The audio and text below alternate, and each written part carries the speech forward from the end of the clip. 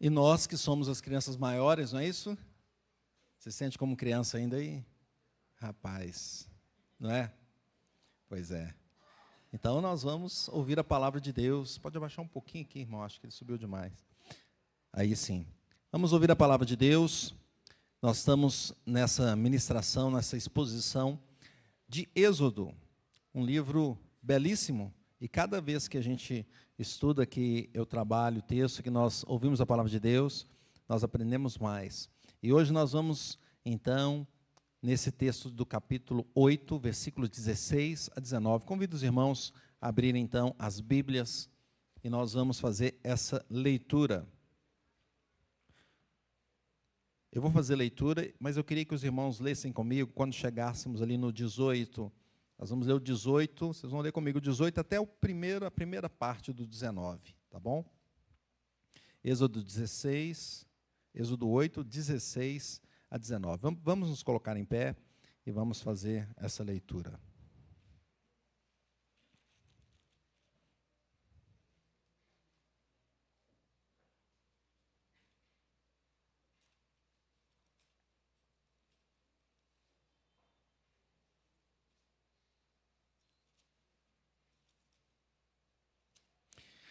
Diz assim a palavra do Senhor.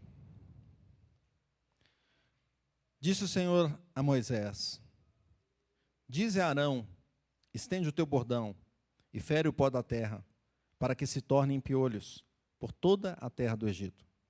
Fizeram assim. Arão estendeu a mão com seu bordão e feriu o pó da terra. E houve muitos piolhos, nos homens e no gado. Todo o povo da terra se tornou em piolhos por toda a terra do Egito. Fizeram os magos o mesmo com as suas ciências ocultas para produzirem piolhos. Porém, não puderam. E havia piolhos nos homens e no gado. Então disseram os magos a Faraó: isto é o dedo de Deus. Porém, o coração de Faraó se endureceu e não os ouviu como o Senhor tinha dito. Vamos orar? Deus Santo, nós louvamos ao Senhor. A Tua palavra é viva, eficaz, poderosa, e ela fala profundamente aos nossos corações. E esse acontecimento há tanto tempo atrás mostra que o Senhor é poderoso, e o Senhor é poderoso para mudar a nossa vida, encher o nosso coração. Que o Senhor faça isso nessa noite, abençoando o Seu servo para trazer essa palavra e abençoando os irmãos para que nós estejamos atentos, que o Senhor tire todo o sono, toda a desatenção, e que nós estejamos voltados para receber com alegria a Tua mensagem nessa noite. Nós oramos em nome de Jesus, amém. A igreja pode sentar. Meus irmãos, numa queda de braços, você já deve ter visto aquele pessoal disputando queda de braço, não é?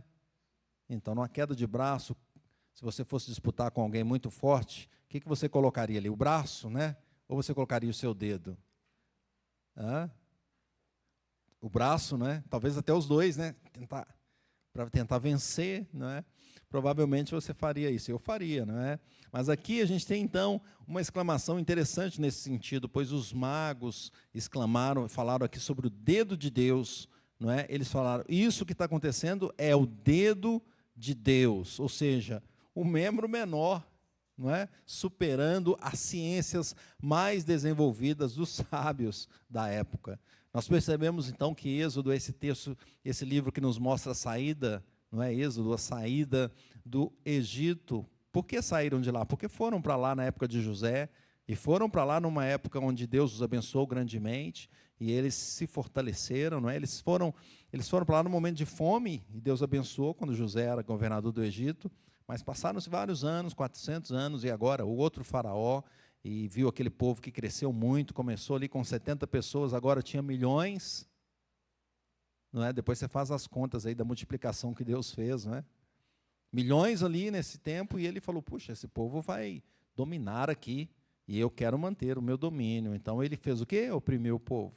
E colocou essa opressão sobre todo o povo de Israel. E a opressão só crescia. Mas quanto mais crescia a opressão, mais o povo se fortalecia, se multiplicava.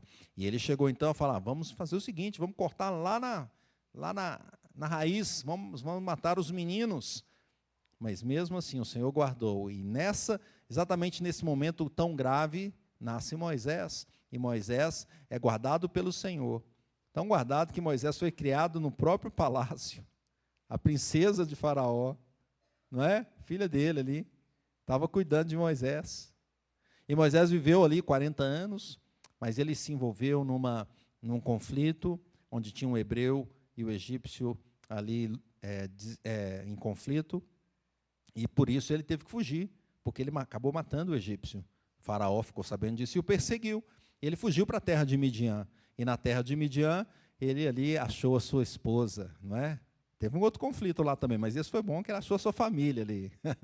E ele casou, então, ficou servindo o seu sogro, Jetro, durante 40 anos, e agora, então, ele tinha ali aproximadamente 80 anos, não é? Quem sabe ele já falava, já estou no final da minha vida, 80 anos, mas, para a surpresa dele, não é? Aparece diante dele uma sarça queimando, e a sarça não se consumia, e ele fala, o que é isso maravilhoso ali? Eu deixei eu entender, e quando ele foi entender, era Deus chamando Moisés e falando, você vai voltar para o Egito e vai ser ali chave para que eu liberte o meu povo.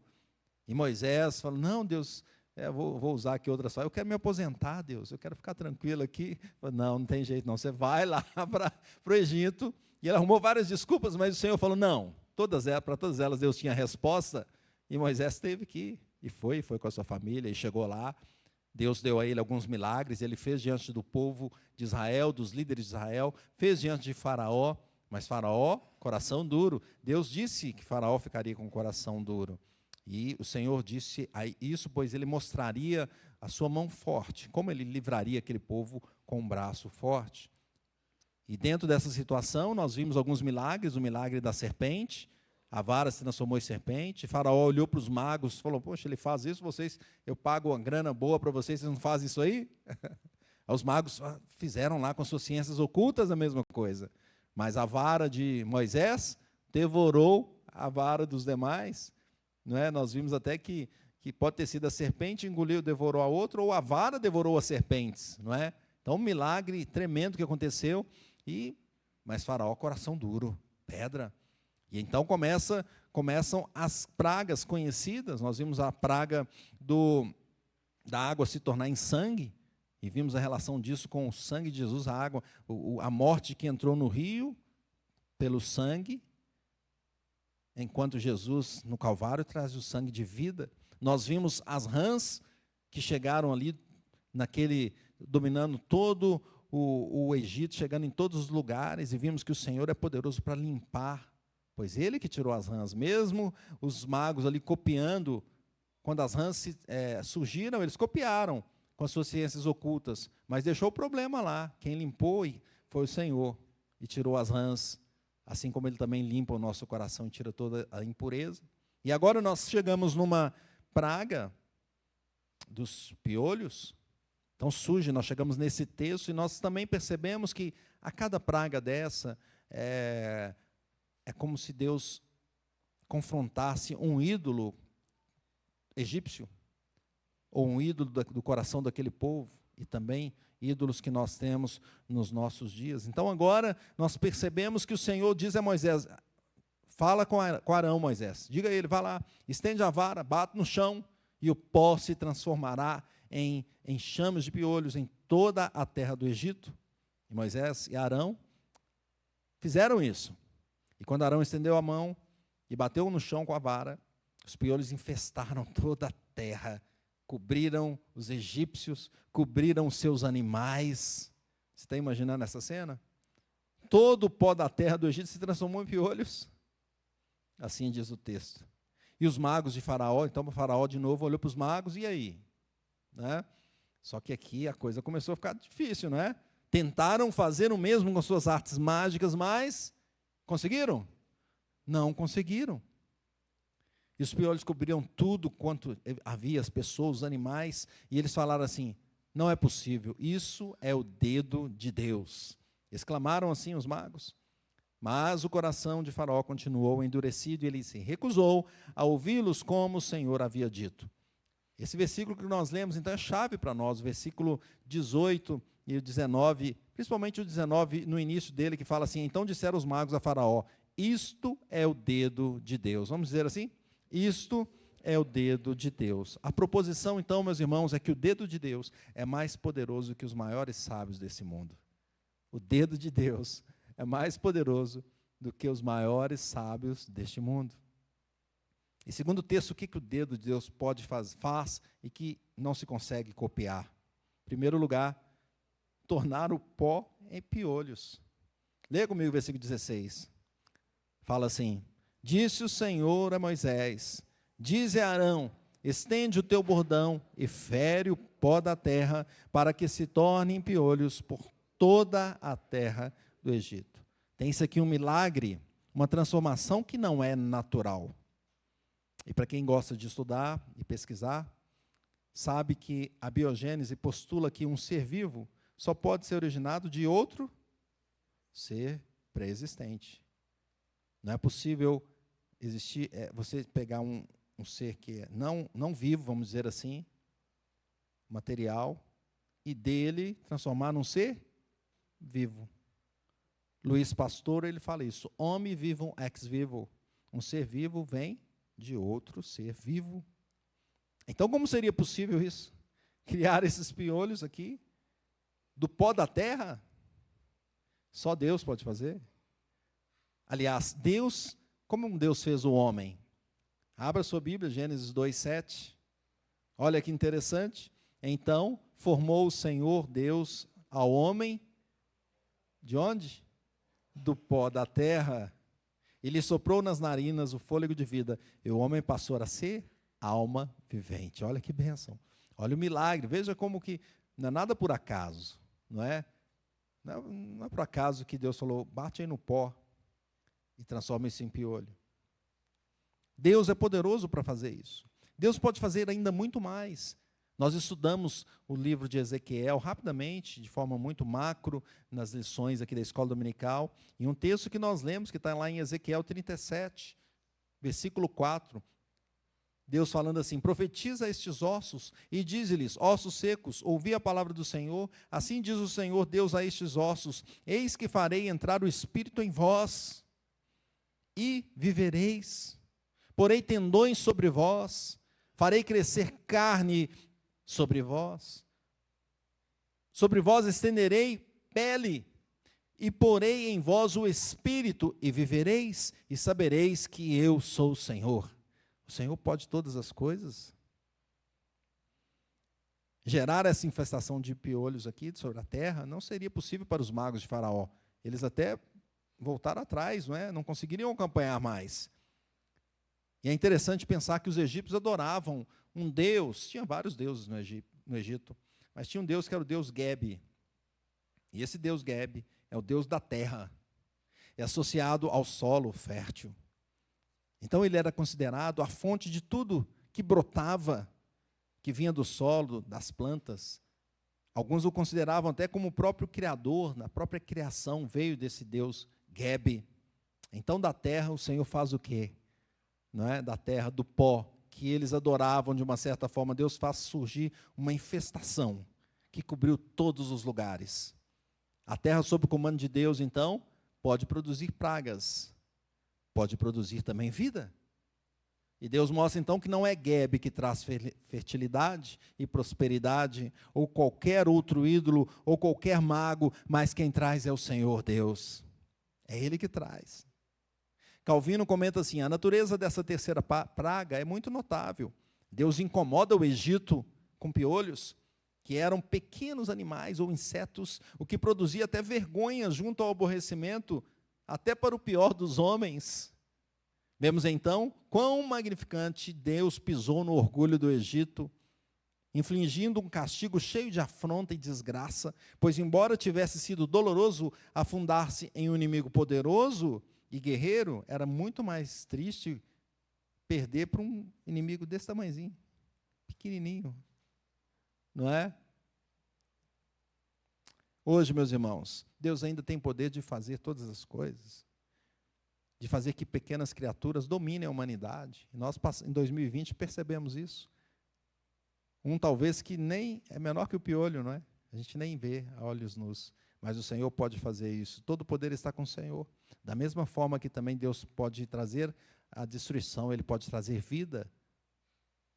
E Ele fez isso com Cristo Jesus, que ressuscitou, e fará isso no final. Todos aqueles que estão em Cristo ressuscitarão de onde? De onde? Do pó? Eu fico até imaginando, vendo essa cena, não sei se vocês conseguem, talvez vendo um filme a gente tenha um pouco essa visão, né? Mas todo o pó se transformar em piolhos é um negócio assim, impressionante. Mais impressionante será quando Jesus chegar e, sob sua ordem, tocar a trombeta. E o que a Bíblia diz? Que os mortos em Cristo. Já pensou nisso? Aí você já pensou, eu imagino que Deus vai fazer isso de forma bem visível. E onde tiver ali um crente, aquele que segue ao Senhor, que é de Cristo, e onde tiver a ossada dele, ou então, quem sabe, onde tiver até o pó dele, porque alguns foram cremados. Imagina se isso tudo sai do lugar e se junta no céu. Glória a Deus. O Senhor pode trazer vida do pó. Só o Senhor pode fazer isso. Segundo lugar, meus irmãos, o que nós aprendemos então sobre o dedo de Deus e não pode ser copiado? Então, trazer vida do pó não pode, só o Senhor pode fazer. Mas, segundo lugar, encher toda a terra, só o Senhor pode fazer. Leia comigo o versículo 17. Diz assim: fizeram assim, Arão estendeu a mão com seu bordão e feriu o pó da terra. E houve muitos piolhos nos homens e no gado. Todo o pó da terra se tornou em piolhos por toda a terra do Egito. Então, percebe aqui, foi uma coisa grandiosa, esse relato é impressionante o que aconteceu assim, ali. Eu não sei você, mas quando eu era criança, né, eu tive piolhos também. Vocês estão rindo, né? Vocês tiveram, não, só eu que tive, né? Pois é. Não é? E ficava o quê? Coçando, né? Coçando, que coceira e tal.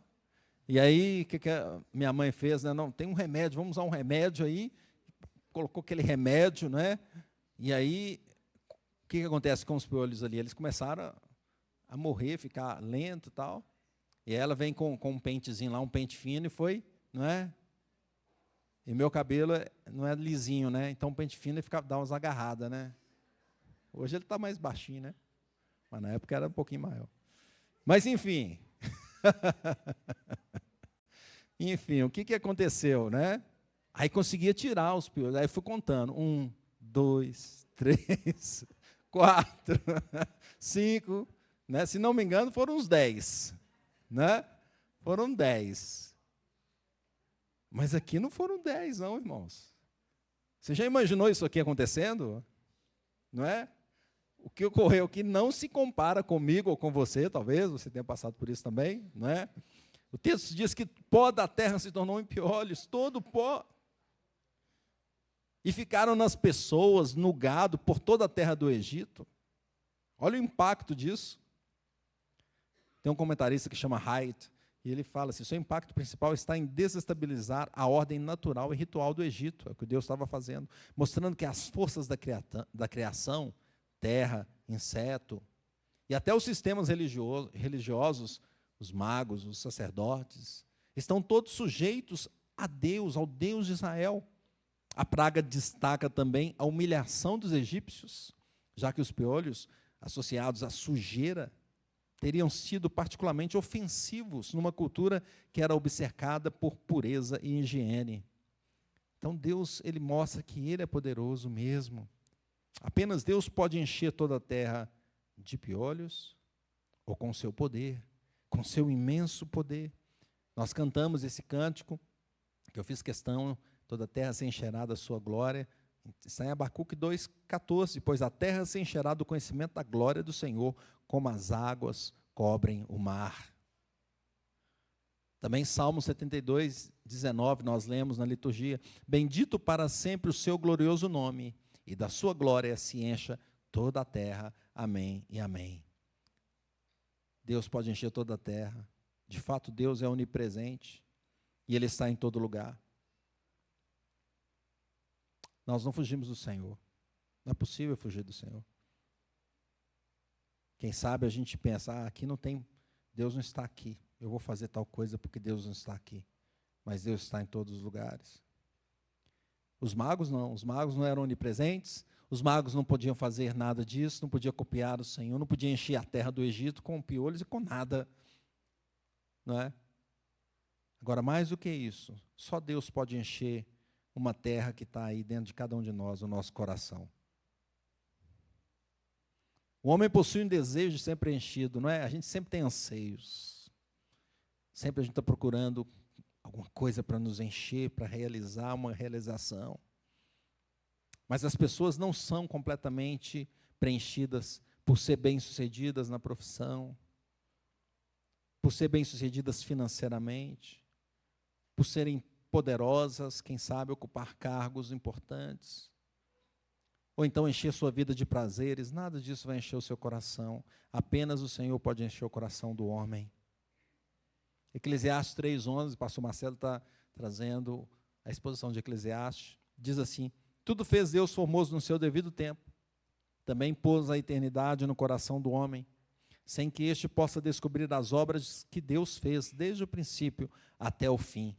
Ou seja, é isso, parece que no nosso coração tem esse anseio, queremos mais, e mais, e mais. Então vem Filipenses 4:19 e diz: e o meu Deus, segundo a sua riqueza em glória, há de suprir em Cristo Jesus, cada uma das vossas necessidades. Ah, meus irmãos, é só no Senhor que o nosso coração repousa tranquilo, a nossa alma repousa tranquila, porque só Ele pode nos preencher completamente.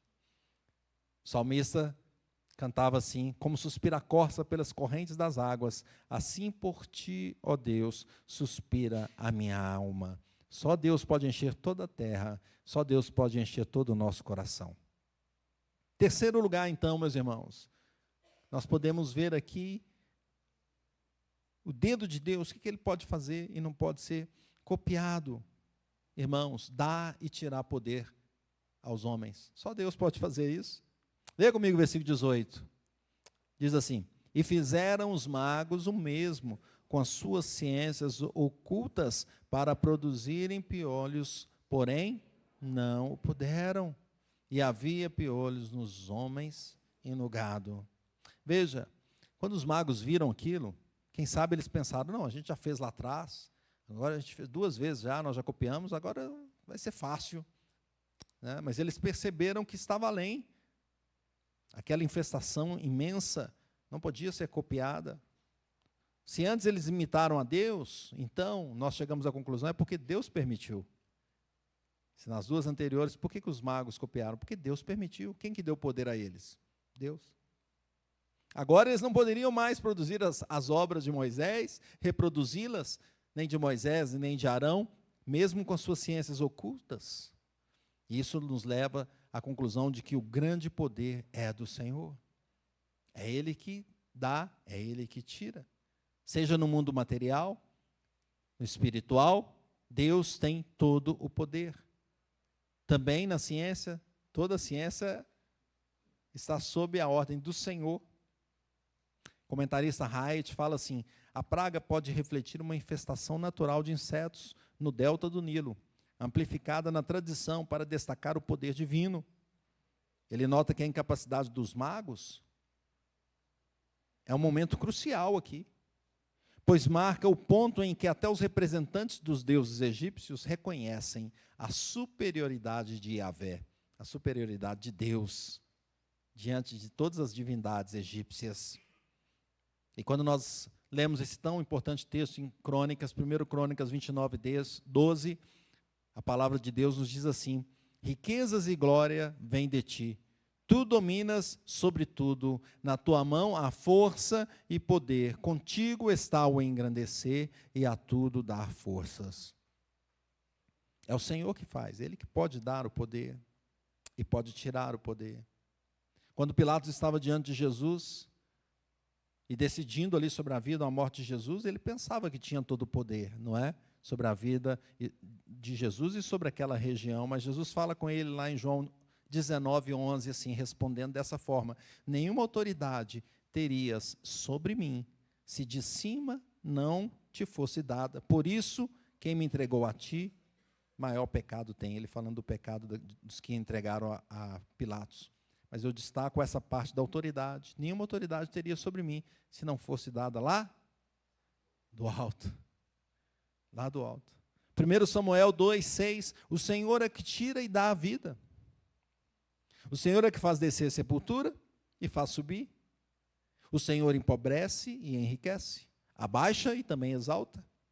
Levanta o pobre do pó e desde o monturo exalta o necessitado, para o fazer assentar entre os príncipes, para fazer herdar o trono de glória, porque do Senhor são colunas da terra e assentou sobre elas o mundo. Percebe?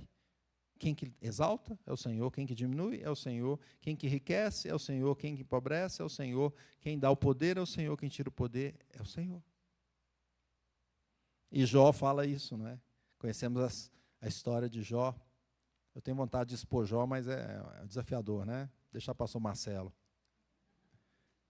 E disse, nu saí do ventre de minha mãe, e nu voltarei. O Senhor o deu, e o Senhor o tomou. Bendito seja o nome do Senhor.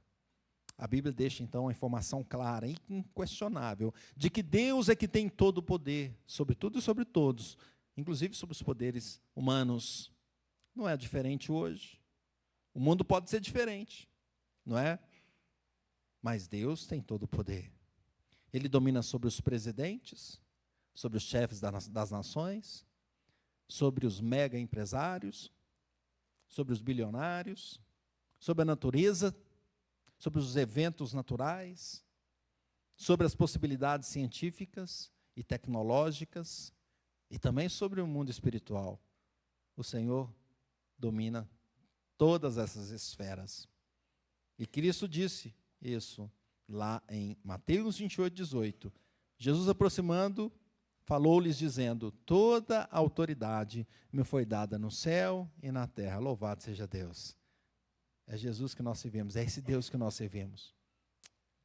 Concluindo, meus irmãos, a criação por si só não traz produção, não traz fertilidade, mas isso vem pelo poder de Deus. Assim, Deus dá a vida a partir do pó da terra. E mesmo a partir de um coração morto, Deus pode trazer vida, regenerá-lo. E também pode dar vida após a morte, e Ele o fará na ressurreição final, com todos aqueles que estão diante do Senhor, em Cristo ressuscitarão e estarão com o Senhor na glória. Deus pode encher toda a terra com seres naturais, e pode também encher com a sua presença, e principalmente encher o coração humano. Só o Senhor pode fazer isso. Quem dá e tira o poder é o Senhor. Ele faz isso diante dos homens, para que o seu nome seja exaltado, para que o seu plano eterno seja realizado. Então, como viveremos diante dessa situação? Em primeiro lugar, meus irmãos, viveremos buscando vida no Senhor. Tem outro lugar para buscar vida? Tem outro lugar para buscar a solução dos nossos problemas? Às vezes nós temos uma situação de morte, né, de alguma coisa, de algum projeto. Tem outro lugar que a gente possa buscar? É em Cristo que nós vamos buscar. Ele é o Criador, Ele é o Redentor. A nossa vida física veio dos nossos pais, que vieram dos pais deles, que vieram dos pais deles, e que subindo até o início, vieram do nosso Pai, o Senhor Deus. Mas também a nossa alma veio do Senhor. Mas também a nossa vida eterna, espiritual, vamos dizer assim, vem do Senhor. Só Ele pode dar vida e vida em abundância. Matthew Henry comenta que os mágicos tentaram imitar, mas não conseguiram.